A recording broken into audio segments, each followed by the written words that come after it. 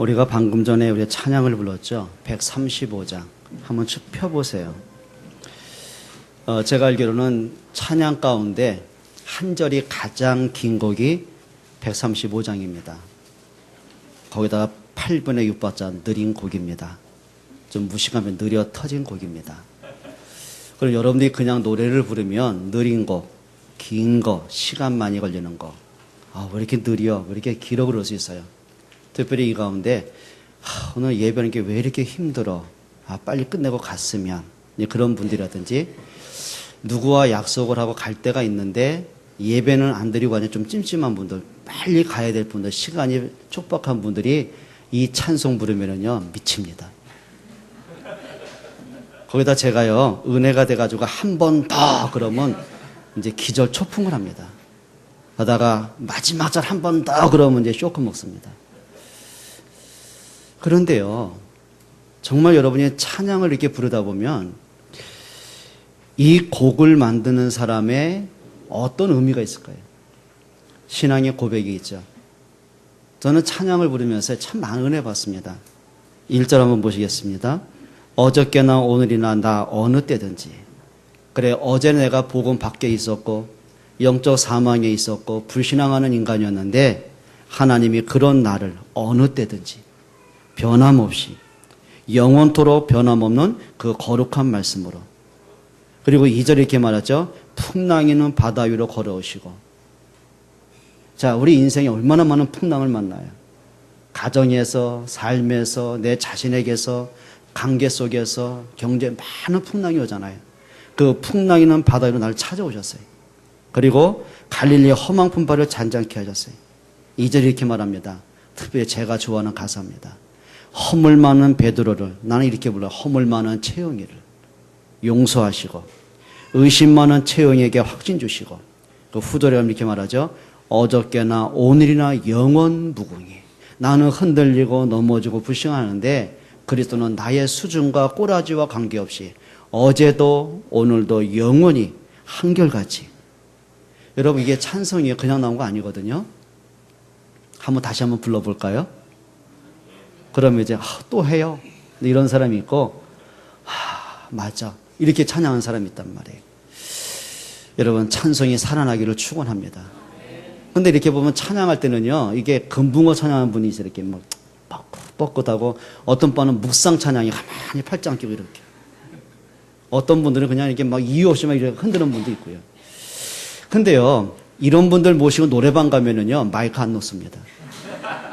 어떤 분들은요, 넥타이 딱 풀러가지고 이마에 묶어서 탁자 위로 올라가 뜁니다. 근데 찬양할 때만 아주 경건하게. 옆에 분에게 인사하세요. 찬송이 살아있기를 바랍니다. 근데 그냥 찬송을 하고 노래를 했단 말이 아니란 말이에요. 모든 게 그렇게 되는 거예요. 여러분이 오늘 이 자리에 앉아 계시잖아요. 그러면 주일인데 예배는 해야 되겠고, 안 가자니 그렇고, 그렇게 오신 분들이나, 그래, 하나님이 오늘 나에게 어떤 말씀을 하실까, 진짜 기도하고, 그래, 주보를, 혹시 그런 분 계세요? 오늘 교회 한 20, 30분 전에 오셔가지고 주보를 보시면 본문이 어딘지 한번 읽어보고, 주보에 요약한 설교 내용이 기록되어 있잖아요.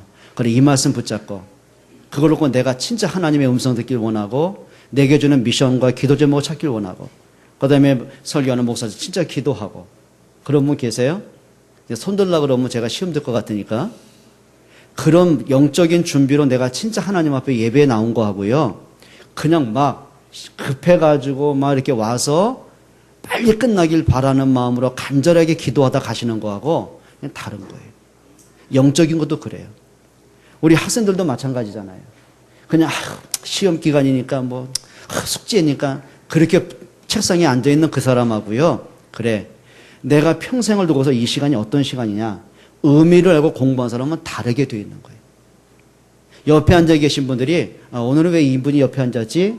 그럼 눈으로 보는 사람하고 정말 어떻게 우리가 복음에서 만났지? 그 영적인 의미를 알고 앉아있는 거하고 다르게 되어 있는 거예요. 여러분이 일을 하고 사업을 하고 돈을 버시잖아요. 그러면 먹고 살래니까, 자식 새끼 가르쳐야 되니까, 그래, 노후 보장해야 되니까, 지칠 건이 많으니까 어떻게 하면 돈을 더 벌까? 이렇게 막 돈에 묶여서 버는 사람하고요. 그래, 하나님이 나에게 생명을 주셨고 단 한 번의 인생을 주셨는데 언젠간 내가 하나님께 부름받아 갈 거 아니냐. 그럼 내가 이 땅에 사는 동안, 살아있는 동안에 뭐 하다 가야 되지? 그럼 내가 하는 이 일이 과연 복음과 교회와 전도와 렘넌트 어떤 연관이 있지? 그걸 놓고 기도하는 사람은 다르게 되어 있는 거예요. 여러분, 사람이요, 그냥 한숨을 쉬면서 그냥 이렇게 살아가는 사람하고 의미와 목적 갖고 있는 사람 달라요. 여러분이 또 많은 문제를 만나시잖아요. 오늘 얼마나 많이 문제 만납니까? 부모는 일단 자녀 문제 있죠. 또 가정 문제 있죠. 부부간의 문제 있죠. 여러분 또 삶의 문제, 수많은 문제 있잖아요. 또 현실적인 경제적인 문제, 인간과의 갈등 문제 수도 없이 부딪히잖아요. 그러면 왜 나는 하는 것마다 이러지? 그리고 그냥 문제 속에 끌려가는 사람하고요, 불신앙하고 가는 사람하고요, 그래, 하나님이 이 문제를 내게 왜 주셨지? 그걸 놓고 갱신하고 도전하고 숨겨진 축복을 찾고 도전하는 사람이 있단 말이에요. 그러면 10년이 지나고 20년, 30년이 지나가면 어떤 결과가 올 거예요? 일단 이렇게 보시면 됩니다. 그게 얼굴 표정으로 드러납니다. 어떤 사람, 그런 사람 있잖아요. 얼굴 바탕은 굉장히 예쁘게 생겼는데 뭔가 모르게 부담이 가는 사람이 있어요. 막 일그러지고 막 어두운 그늘이 있는 사람이 있잖아요. 근데 바탕은 저처럼 아주 못생겼는데 근데 뭔지 이렇게 보면 편안하고 밝고 뭔가 행복해 하는 사람이 있어요. 근데 겸손해서 하는 말이에요. 근데 세 번째 중요하거든요. 저처럼 바탕이 아주 좋은 데다가 정말 평안하고 행복해 보인다. 그러니까 여기서 이쪽에 누군가가 웃고 있는데 참 행복한 줄 몰라. 이렇게 이런 만남을 갖고 30년 이렇게 살아와도 감사를 못한 사람이 이쪽에 있단 말이에요. 여러분, 진짜입니다. 진짜입니다. 여러분이 이 앉는 의미를 찾아내시기 바랍니다. 찬양 하나를 하더라도요, 내가 예배 1시간 앉아 있더라도요, 그게 진짜 하나님께 영광이 되어야 되잖아요. 그것이 여러분 인생의 답이 되어야 되잖아요. 우리가 일주일을 살아가는데 그 말씀에서 내가 기도 제목을 찾아내야 되잖아요. 그냥 말씀 듣고 뭐 은혜 받았습니다, 좋은 말씀, 훌륭합니다, 끝나면 안 되잖아요. 그 말씀에서 내게 준 미션이 있잖아요. 찾아내야 되잖아요. 또 하다 보면 사단이 또 건드리잖아요. 싸울 수 있는 힘을 얻어야 되잖아요. 분별해야 되잖아요. 여러분, 예배가 여러분 인생을 바꿔주는 축복의 시간 되시기를 바랍니다. 오늘 그 의미를 가지고 이렇게 한번 제목만 찾아보세요. 성숙한 사람은 달라요. 성숙한 사람은 달라요. 이렇게 보면 됩니다. 예배가 뭔가를 아는 사람은 예배하는 자세가 달라요. 찬송의 의미가 어떤가를 아는 사람은 찬송 한 곡 하는 게 달라요. 오늘 말씀의 능력을 아는 사람은 말씀을 듣고 붙잡는 게 달라요. 문제 속에 하나님의 계획과 축복이 숨겨져 있음을 보는 사람은 문제를 대하는 태도가 달라요. 그렇죠? 여러분들이요, 성숙한 사람은 뭔가 다르게 돼 있단 말이에요. 자, 그런데 오늘 세 가지 답은 분명히 찾아내셔야 돼요. 첫째입니다. 영적인 변화에 응답을 받으셔야 돼요. 오늘 본문에 로마서를 기록하는 바울의 상태를 한번 보시면 됩니다. 이제 나이가 늙었습니다. 70이 넘어간 고령이 되었어요. 자, 그동안 전도하다가 많은 핍박을 당했어요. 너무 많이 굶주렸고, 그래요. 유대인들과 로마가 추격을 하는데요. 유대인들이 얼마나 악랄하게 바울을 죽이려고 하냐면은 결사대 40명을 조직을 한 거예요. 이 사람이 얼마나 독한 마음을 먹었냐면은 우리가 바울을 죽이기 전까지는 먹지도 않겠다. 그리고 추격을 했어요. 그리고 바울이 가는 데마다 그 지역의 깡패들을 동원해가지고 바울을 대적을 했어요. 그리고 정치인들의 총독을 충동시켜가지고 저 사람은 저 사람은 소요를 일으키고 로마를 대항하는 사람이다, 역적이다, 그걸 몰아붙였어요. 자, 그것 때문에 바울은 태장을 맞고, 그것도 3번씩이나. 거기다가 돌에 맞아 죽음에 왔고, 거기다가 감옥에 갇히고, 파선을 당하고, 동족의 위험과, 그래, 파도의 위험과, 여러 가지 생명의 위기를 수도 없이 겪었단 말이에요. 그래, 몸은 어떻게 변했겠냔 말이에요. 온전했겠냔 말이에요. 자, 그랬던 바울이 이제 고령이 된 거예요. 그 자기가 마지막 시간을 아는 거예요. 로마에 들어가는 그 시간표 속에서 어떤 죽음이 기다리고 있는 거 알았어요. 자기의 순교의 시간표를 보고 있는 거예요. 그리고 나서는 바울이 마지막 로마 교회에 자기 유언처럼 기록한 내용입니다. 그리고 바울이 단 한 번도 내가 힘들었다, 누가 나 좀 도와, 그런 얘기를 한 적이 없어요. 로마서 1장에 막바로 시작을 했습니다. 나는 하나님의 은혜 속에 있다. 나는 예수 그리스도의 종이다. 그리고 이전에 뭐라고 하냐, 이 복음이 뭔지 아느냐, 막바로 나왔어요. 본질을 나왔어요. 본론과 결론부터 냈어요. 이 복음은 하나님이 선지자들도 미리 약속하신 것이다. 하나님이 그리스도를 사람으로 이 땅에 오셨다. 그 복음은 뭐냐? 그리스도가 십자가의 죽음으로 내게 생명을 주셨고 그분이 하나님이란 증거로 3일 만에 부활하셨다. 그리고 그 복음, 오직 의인은 믿음으로 산다. 그게 1장부터 출발해요. 자, 그리고 나서는 마지막 16장에 와서 바울이 전도하면서 만났던 많은 제자들이 있잖아요. 잊을 수 없는 사람 있잖아요. 육신적으로 잘해서 고마워서 잊지 못한 게 아니에요. 하나님이 어쩌다가 이렇게 복음 가진, 정말 이렇게 복음을 사랑하는, 복음 때문에 생명과 제자를 이렇게 붙여주셨을까? 그리고 16장 1절에 막바로 나온 게 베베입니다. 그렇죠? 여제자 베베가 나와요. 그리고 동역자인 브리스가 아굴라, 그 다음에 식주했던 이런 가이오 같은 사람, 잊지 못할 많은 사람들. 그래서 두 가지를 얘기하는 거예요. 하나는 오늘 17절에 그 말입니다. 이렇게 복음으로 세워진 교회 안에도, 그래 복음 때문에 생명 걸었다고 결단한 사람들 속에서도 사단에게 이용당하는 사람이 있다. 교회를 어지럽게 만들고, 그래 많은 사람은 시기하고 비방하고 막 사람은 시험 주는 말을 하고 교회를 해치는 얘기를 하고, 그러는 속에서도 복음이 뭐냐? 25절 이렇게 말하는 거예요. 뭐라고 얘기합니까? 하나님이 영세전부터 감추어진 이 복음이 있다. 26절에는 하나님이 이 복음을 나타내셨다. 이 복음은 영원한 능력이다. 그걸 오늘 바울의 결론으로 얘기하는 겁니다. 그럼 우리가 그냥 설교 한 시간 끝나면 안 되잖아요. 바울이 평생을 생명을 걸고 지켰던 이 복음이 뭔지를, 복음 때문에 행복했고, 복음 때문에 살아갈 이유가 있고, 복음 때문에 순교한다면 그것도 생명처럼 여겼고, 복음 하나 때문에 사람을 살렸고, 복음 하나를 위해서, 그래 한 사람이 얼마나 소중한지 그 한 사람을 그 생명을 걸었고, 이런 중심 우리가 좀 이해를 해야 되잖아요. 그게 의미를 아는 사람이죠. 첫 번째입니다.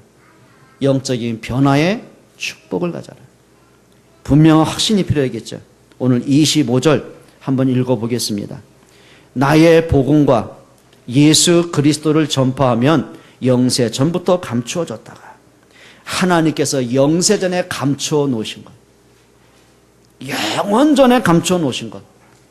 그래 인간의 힘으로는, 우리의 인격과 우리의 노력으로는 창세기 3장의 원죄를 해결할 수 없잖아요. 가문의 재앙을 바꿀 길이 없잖아요. 운명에서 빠져나올 길이 없잖아요. 하나님을 만날 길이 없잖아요. 사단에서도 벗어날 길이 없잖아요. 지옥의 문제, 운명을 바꿀 길이 없잖아요. 그러니까 하나님이 영세 전에 인간의 문제를 해결하기 위해서 감추어 놓으신 게 있어요. 단순한 종교가 아니에요. 단순한 윤리와 도덕의 철학이 아니에요. 생명의 그리스도를 감추어 놓으신 거예요. 오늘 바울이 그걸 얘기하는 거예요. 그런데 바울이 의미 있는 얘기를 했어요. 그 그리스도의 복음이 막연하게 성경 쪽에 있는 종교적인 교리라고 안 했어요. 그걸 뭐라고 그랬어요? 따라합시다. 나의 복음. 뭐라고요? 나의 복음. 여러분 바울은요, 이거 뼈저린 고백입니다. 나의 복음. 그냥 뭐 하기 쉬워서 피어난 고백이 아니라 내가 예수를 믿으니까 내가 복음을 가졌던 나의 복음, 그 뜻이 아니고요. 바울은 자기를 이렇게 말했어요. 뭐라고 하냐면 나는 죄인 중에 괴수다. 나는 이 복음을 대적한 자였다. 무슨 뜻이죠? 바울은 그리스도를 능멸한 사람이에요. 그리스도를 대적한 사람이에요. 그리스도를 십자가에 죽이는데 앞장을 선 사람이에요. 그리고 예수 믿는 사람을 철저히 잡아 죽였던 사람이에요. 스데반을 돌로 쳐 죽인 주동자가 바울이었어요. 사도행전 8장에 보게 되면 아예 공문을 가졌어요. 그리고 완전히 예수 믿는 사람을 색출하기 시작하는 거예요. 그것도 그냥 대충 잡은 게 아니라 집집마다 수색을 했어요. 그래서 사도행전 8장에 보면 뭐라고 하냐면 큰 핍박이 불어닥치니까 성도들이 예루살렘에 머물 수 없이 흩어지기 시작을 하는 거예요. 자, 바울이 그걸로 만족을 안 했어요. 사도행전 9장에 보면은 아예 대제사장으로부터 예수 믿는 사람을 잡는 순간 즉결 사형 선고, 살인 면허를 받아요. 그게 공문을 받은 거예요. 그리고 예수 믿는 사람을 잡아 죽이러 다메섹까지 올라갑니다. 거기가 어디라고요? 예루살렘부터 시작을 해서 유대로 사마리아 계속 추격을 하면서 다마섹으로 올라가는 거예요. 그러면 거기에는 그 사막지대 아닙니까? 그러면 사막 속에 숨어 있는 기독교인 한 사람이도 잡아 죽이는 것, 그게 바울의 목적이었고 사명이었어요. 그러다가 다메섹에서 부활하신 예수 그리스도를 만나는 거예요. 그리스도를 만난 이후에 그의 생각이 바뀌기 시작해요. 복음에 대한 오해를, 복음에 대한 어리석은 판단을, 예수 그리스도에 대한 어리석은 생각들을 바꿔지기 시작하는 거예요. 그리고 답이 나온 거예요. 그래, 하나님의 영원 전에 그리스도 이름을 감춰놓으셨구나. 그게 오늘 바울의 고백이에요. 영세전에 감추어졌던 것. 26절에 하나님이 그리스도 드러내셨구나. 창세기 3장 15절에 약속하신 여자의 후손, 출애굽기 3장 18절에 나왔던 유월절 양의 피 사건, 방주의 사건, 이 모든 것들 하나하나가 그리스도를 하나님이 설명하신 거구나. 이때 깨달아진 거예요. 얼마나 자기가 어리석었습니까? 그냥 종교적으로만 예수님을 이해했는데, 율법으로 예수님을 판단했는데 그게 착각임을 알게 된 거예요. 예수님을 만난 이후에 이렇게 말합니다. 나의 복음과, 나의 복음과. 여러분, 이런 영적인 변화가 나타나게 됩니다. 여러분들이 그리스도를 어떻게 이해하고 계십니까? 어릴 때부터 들었잖아요. 어릴 때부터 들었잖아요. 3대, 2대, 1대 신앙으로 지금까지 우리가 살아왔잖아요. 지금까지 예수 믿고 교회에 다녔고 예배 함께 해왔잖아요. 그 그리스도 말고요. 정말 그 예수 그리스도가 나에게 어떤 분인가를 확인하셔야 됩니다. 여러분, 진짜 그리스도가 여러분에게 인생의 답이 맞습니까? 그리스도가 여러분에게 충분하십니까? 그리스도 한 분에서 진짜 행복과 삶의 이유를 발견하고 계십니까? 여러분, 나의 복음이 되시기를 축원합니다. 그리고 그 예수 그리스도를 전파하면 그랬어요. 이게 무슨 얘기죠? 바울은 복음을 대적했던 사람이잖아요. 교회를 핍박했던 사람이잖아요. 예수 믿는 사람은 아주 씨를 말렸던 사람이잖아요. 근데 바울이 복음을 깨닫고 보니까 이 땅의 운명을 바꾸는 길은 하나밖에 없어요. 그리스도 외에는 없어요. 창세기 3장에서 시대의 원죄 문제를 해결하는 이름은 하나밖에 없어요. 그리스도 한 분밖에 없어요. 이 땅에 사망에 묶인 사람이 생명을 얻는 길은 하나밖에 없어요. 예수 그리스도밖에 없어요. 하나님 만나는 길은 하나밖에 없어요. 그리스도 외에는 답이 없어요. 그러고 보니까 바울이 마지막 순간까지, 마지막 숨이 끊어지는 그 순간까지 하나밖에 할 게 없었어요. 그리스도를 전파하는 것밖에 없었어요. 여러분, 그게 뭔지 아십니까? 인생에 답을 주는 사람, 복음으로 생명의 빛을 비추는 사람, 나와 관계된 가족들, 내 친척들, 내 친구들, 나와 함께하는 동료들, 그 수많은 사람들이 복음 밖에 있잖아요. 저들에게 그 복음이 들려지도록, 저들의 운명이 바뀌어지도록, 저들에게 참된 행복과 소망을 가질 수 있도록 그리스도가 증거되기를 원하는 간절한 소원이었어요. 그게 바울의 소명이었어요. 그리고 영세전부터 감춰진 이 복음. 두 번째죠. 영적 변화가 뭐죠? 하나님이 그 감추어진 것을 나타내셨어요. 그게 26절입니다. 이제는 나타내신 바 되었으며 영원하신 하나님의 명을 따라 선지자들의 글로 말미암아 모든 민족이 믿어 순종하게 하시려고 알게 하신 바, 그 신비의 계시를 따라 된 것이니 이 복음으로 너희를 등이 경고하게 하심. 뭘 했어요? 영원하신 하나님의 명을 따라. 그러니까 하나님의 관심은 하나밖에 없어요. 하나님이 우리에게 약속하신 건 하나밖에 없어요. 그리스도의 복음을 약속하셨어요. 아담과 하와가 하나님을 떠납니다. 사단에게 속습니다. 선악과를 따먹고 영적 사망이 왔습니다. 자, 하나님을 떠나고 나니까 영적 사망이 오고 나니까 오는 증상들이 있어요. 첫 번째는 뭐냐면 자신의 마음의 평안을 잃어버렸어요. 이유를 모르겠어요. 뭔지 모르겠어요. 그냥 두려워진 거예요. 하나님이 아담을 부르시잖아요. 아담아, 네가 어디 있느냐? 그때 아담이 뭐라고 절규하죠? 내가 두려워 숨었나이다. 그냥 두려워요. 뭔지 모르게 그냥 우울해요. 뭔지 모르게 그냥 공황장애가 와요. 뭔지 모르게 막 죽음에 대한 두려움, 인생에 대한 두려움, 뭔지 모르게 뭔가 허무해져요. 하나님을 떠난 결과들의 문제들이에요. 그걸 돈으로 메꾸겠습니까? 아니, 돈으로 해결할 수 있다면 뭐 어떻게 해결하겠습니까? 오늘도요, 아침에 인터넷에서 잠깐 봤어요. 우리나라 30대 기업, 재벌 기업들. 집집마다 소송 안 걸린 집안이 없어요. 목적은 하나예요. 돈이요. 상속 더 받고 내가 지분을 더 갖기 위해서 서로 부부 간에, 부모와 자식 간에, 형제 간에, 그래야 삼촌과 조카 간에, 형수와 시동생 간에, 우리나라 10대 재벌들 다 똑같이. 그럼 그들이 행복하겠습니까? 여러분, 사람의 영적 문제, 가정에 오는 재앙의 문제, 부모가 자식 때문에 막 조바심하는 문제, 뭘로 해결하겠습니까? 다른 사람이 도울 수 있어요? 여러분의 인격으로 해결해요? 여러분의 돈으로 해결해요? 안 되게 돼 있는 거예요. 그게 영적 문제라고 하는 거예요. 그때 하나님께서 아담과 하와에게 답을 하나 주신 겁니다. 여자의 후손이 오시면 뱀의 머리를 상하게 할 것이다.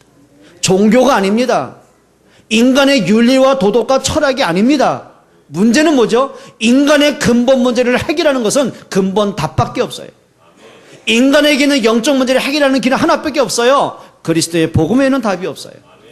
오늘 바울이 그 말한 겁니다. 하나님의 영원하신 명을 따라. 그리고 뭐라 했죠? 선지자들의 글로 말미암아. 하나님의 그리스도가 오시기 전까지 계속 강조한 게 있어요. 창세기부터 말라기 성경까지 구약 성경에 계속 강조한 거. 아담 이후로 시대마다, 노예될 때마다, 포로될 때마다, 재앙이 올 때마다 계속 강조한 게 있어요. 복음에는 강조한 적 없어요. 홍수 멸망이었을 때는 방주를 강조하셨어요. 애굽의 노예였을 때는 여자 양의 피를 강조하셨어요. 광야길을 갈 때는 언약길을 강조하셨어요. 불뱀에 물려 죽음을 당할 때는 하나님 노뱀을 말씀하셨어요. 그게 하나를 얘기하는 거예요. 그리스도의 십자가와 부활을 얘기하는 거예요. 여러분, 하나님이 강조하신 것, 여러분 가슴에 담기를 축원합니다. 그걸 믿음이라고 합니다. 그러니까 내가 예수를 믿는다, 내가 하나님을 믿는다, 그 말은 내가 원하는 하나님을 믿으면 안 돼요. 내가 필요한, 뭐 건강이 필요하고 돈이 필요하고 자식 문제 해결이 필요하기 때문에 내 문제를 해결할 그 하나님, 심부름하는 하나님이 아니고요, 진짜 하나님을 하나님으로 믿는 여러분 되시기 바랍니다. 그리고 27절에 영원한 것이 있어요. 영원한 것. 27절 한번 읽어보세요. 지혜로우신 하나님께 예수 그리스도로 말미암아 영광이 세세에 무궁하도록 있을지어다. 여러분, 영원한 건 하나밖에 없습니다. 유행은요, 금방 지나가더라고요. 여러분, 유행이란 건 뭐죠? 그냥 흘러가는 것들이에요. 여러분 집에서 값진 거 지나가는 것들이에요. 근데 영원한 게 있어요. 히브리서 13장 8절의 성경은 분명히 말씀합니다. 예수 그리스도는 어제나 오늘이나 영원토록 동일하시니라. 여러분, 진짜 영원한 복음 회복하시기를 축원합니다. 그 이전에 아까 말씀드린 것처럼 여러분들이 이제 그냥 예배하고 그냥 설교 듣고 끝나지 마시고요, 한번 질문 한번 해보세요. 하나님이 이 말씀을 왜 내게 주셨을까? 내가 붙잡을 기도 제목은 뭘까? 한번 진짜 진지하게 고민하고 기도해 보세요. 그게 인생의 답이고 모든 데가 다 있어요. 여러분이 또 어떤 문제가 올 거 아닙니까? 그럼 그 문제 막 때문에 힘들고 불신앙하고 해결하려고 몸부림치기 전에, 그래, 말씀하고 이 문제는 어떤 연관이 있을까? 요셉이 노예라는 문제를 가지고 말씀으로 답을 찾아내는 거예요. 그래, 하나님이 주신 내게 약속하신 이 비전하고 노예라는 문제는 어떤 연관이 있을까? 그걸 찾고 보니까 기도 제목이 보여지는 거예요. 올바른 기도 제목을 보니까 내가 가는 길이 보여지는 거예요. 인생의 끝이 보여지는 거예요. 그걸 승리하는 사람이라고 합니다. 여러분, 진짜 영적인 성숙함과 영적인 변화가 되기를 축원합니다. 두 번째입니다. 한번 따라할까요? 영적인 성숙한 사람이 되자. 영적으로 뭐가 돼야 돼요? 성숙한 사람. 그래, 예수를 오래 믿어도요, 애기 같은 사람이 있어요. 목사인데, 장로인데, 그래요, 모태신앙인데 믿음을 보면 애기 같은 사람들이 있어요. 그거 이상하죠? 복음이면 되잖아요. 이 복음 엄청난 거 아니에요? 근데 이상하죠? 복음과 관계없는 과거에 묶인 사람들이 굉장히 많아요. 문제에 묶이고 현실에 묶이고 생각에 묶이고 내 상처에 묶여가지고 복음도 관심이 없는 분이 굉장히 많아요. 이렇게 보면 됩니다. 지난번에도 뉴스가 나왔어요. 어떤 20대 중반이죠. 아마 뭐 10대 후반 때 아마 만나서 뭐 동거하다 애를 낳은 것 같아요. 그런데 그 아이가 운다고요. 27살 아빠가 애를 발로 밟고 벽에 던지고 애가 그냥 죽어버렸어요. 근데 애가 왜 죽었는지에 대한 죄책감이 없어요. 또 어떤 엄마는 어떤 사람이냐면 게임에 미쳐가지고 게임에 중독이 돼가지고 애가 2살짜리 애가 굶어 죽었어요. 근데 이런 뉴스가요 한두 건이 아니라 일주일에는 몇 건씩 올라. 그래서 숨겨진 사건은 얼마나 될까요? 그걸 영적 문제 아니에요? 그게 정신 문제예요. 그게 성숙하지 못한 사람들의 모습이에요. 우리 학생들도 보면은요, 성숙하지 못하는 증거들이 뭐냐면, 그냥 이유 없는 반항이 있죠. 지난번에 우리 집에 있던 어때가 옛날에 그러더라고요. 고등학교 때.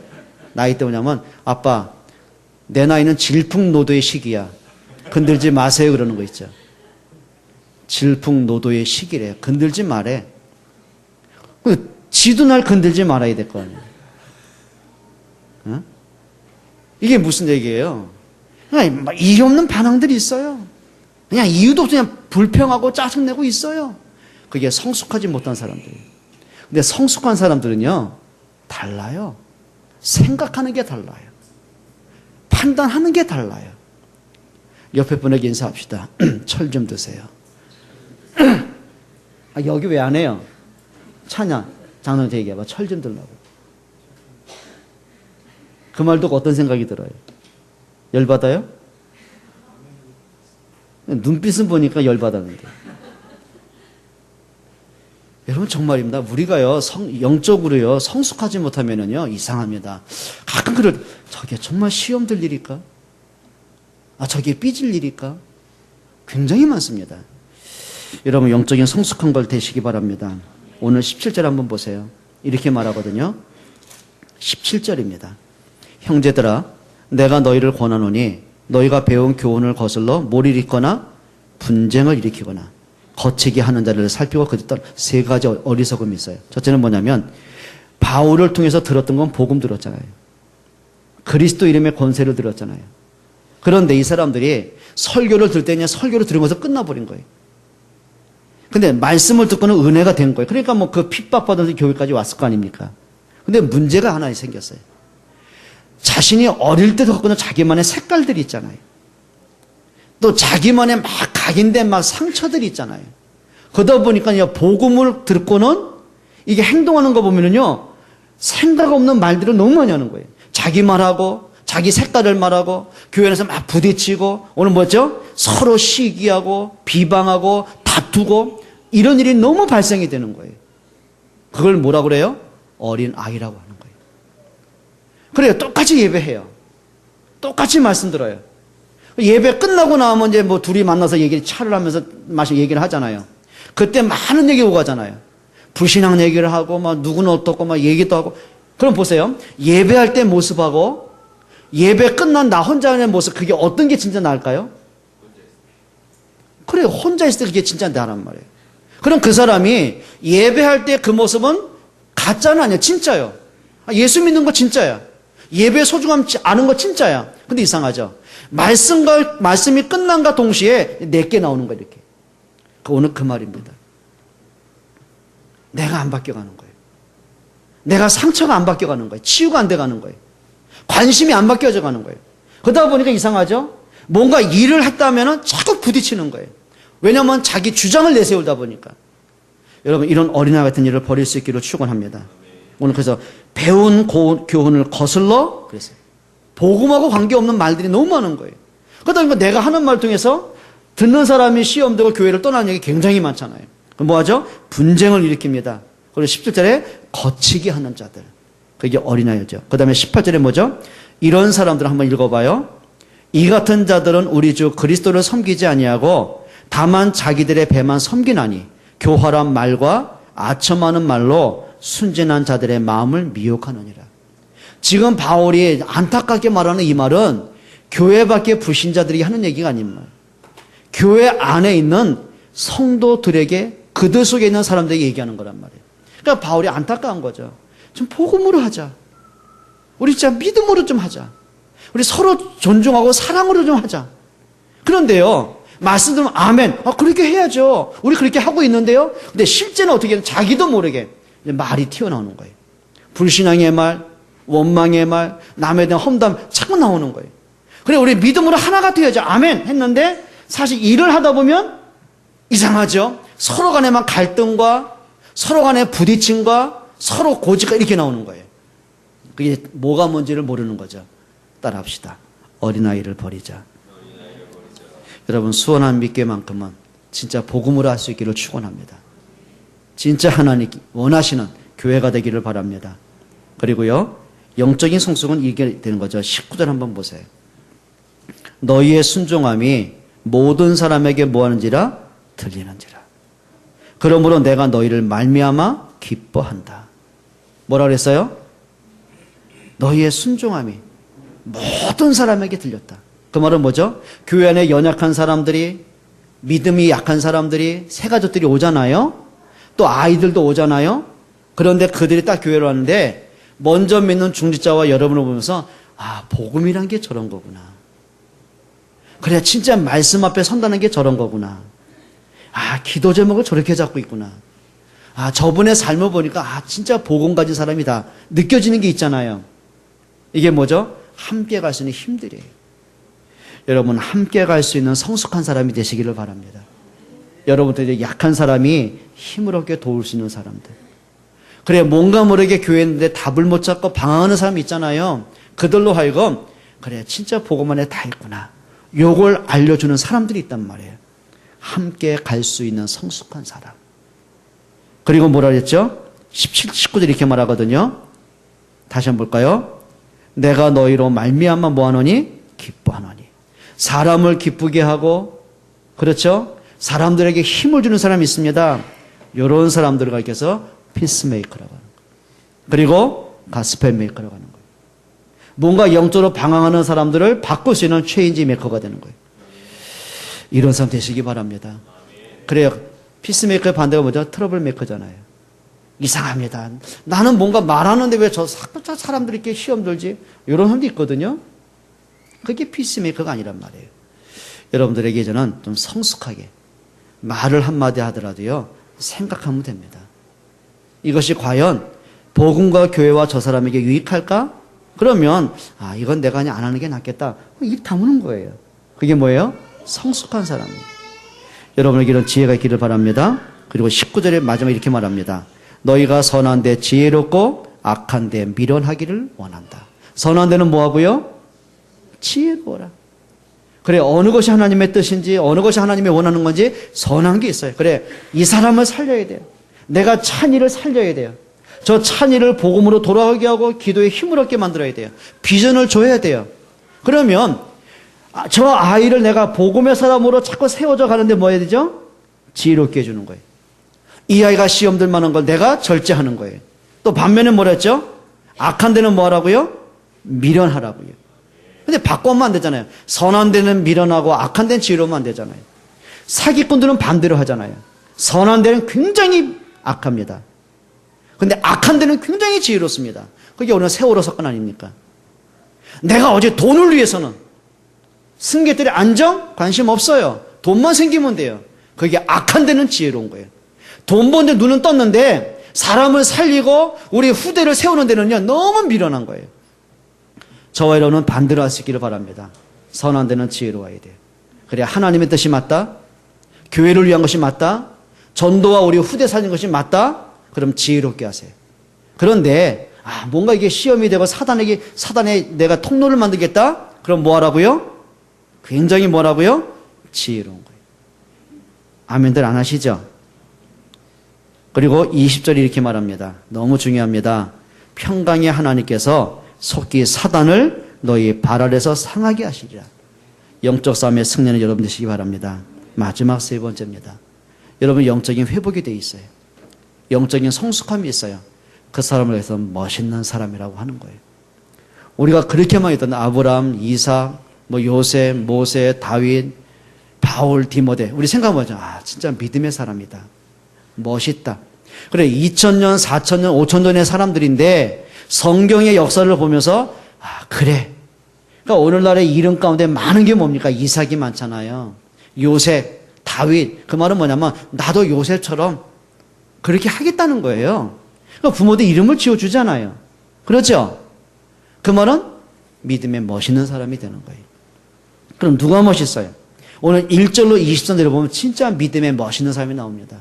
그게 베베, 브리스가 아굴라, 에베네도, 가이오 이런 믿음의 사람들이었단 말이에요. 이 사람들이 세상적으로 훌륭했냐? 아니요. 그건 그냥 가난한 사람도 있었고요. 성공한 사람도 있었고요. 문제는 뭐냐면 가난하기 때문에 초라한 게 아니고 성공했으니까 멋있는 게 아니라 이 사람들이 자기의 삶 속에서 한 가지 확신이 있었어요. 복음의 능력에 대한 체험이 있었어요. 내 삶을 복음 앞에 헌신할 수 있는 이유를 발견했어요. 가치 있는 일에 올인할 수 있기를 바랍니다. 부모는 자녀를 축복하는 일에 올인하잖아요. 그렇게 뼈 빠지게 번 돈 같고요. 아낌없이 투자하잖아요. 왜요? 그게 가치 있는 거예요. 어느 것보다 내 자식을 위해서 투자하는 것은 가치 있는 거예요. 아깝지가 않은 거예요. 행복한 거예요. 내가 아이를 위해서 투자하면 투자할수록 행복한 거예요. 그게 가치를 아는 사람들이란 말이에요. 그럼 여러분들이 진짜 복음의 가치, 복음의 능력 진짜 알고 있다. 올인할 수밖에 없잖아요. 하나님이 교회를 피값 주고 사셨어요. 교회를 통해 하실 일이 있어요. 전도와 선교를 통해 세계보고 하실 이유가 있어요. 우리의 자라는 이 아이들이 얼마나 귀해요. 귀한 걸 알면 알수록 올인할 수 있잖아요. 여러분 기도로 올인하시기를 바랍니다. 여러분 삶으로 올인할 수 있기를 바랍니다. 그러다 보니까 이유를 발견하잖아요. 진짜 멋있는 사람 하나입니다. 다운 사람이에요. 그래, 목사는 목사다울 때 멋있는 거예요. 장로는 장로다울 때 멋있는 거예요. 부모는 부모다울 때 멋있는 거예요. 근데 반대로 부모가 부모답지 못해요. 장로가 장로답지 못해요. 목사가 목사답지 못하기에 철이 없어요. 어떻게 되겠습니까? 혼란이 올 거 아닙니까? 한번 따라합시다. 다운 사람. 여러분이 그런 사람 되시기 바랍니다. 복음 가진 사람 다운 성숙한 사람. 중지자 다운 중지자. 여러분 되시기 바랍니다. 그리고 후대에게 발판이 되는 사람이 있어요. 그게 멋있는 사람들이잖아요. 말씀을 맺겠습니다. 여러분 진짜 복음 안에서 성숙한 사람. 하나님 보실 때 인정하고 하나님 마음을 시원하게 하는 축복의 사람이 되시기를 주의 이름으로 축원드립니다. 기도합니다. 하나님께 감사를 드립니다. 예수가 그리스도라는 그 사실 하나만으로도 인생의 완전한 답을 얻기를 원합니다. 그리스도 한 분만으로도 충분함을 알기를 원합니다. 그리스도 한 분으로 만족하고 행복할 수 있기를 원합니다. 내 삶 속에 그리스도가 증거될 수 있는 영적인 힘을 더하여 주옵소서. 저들을 통해 가정이 살고 모든 현장이 살고 자녀가 살고 교회가 사는 최고의 응답을 주옵소서. 예수 그리스도의 이름으로 기도합니다.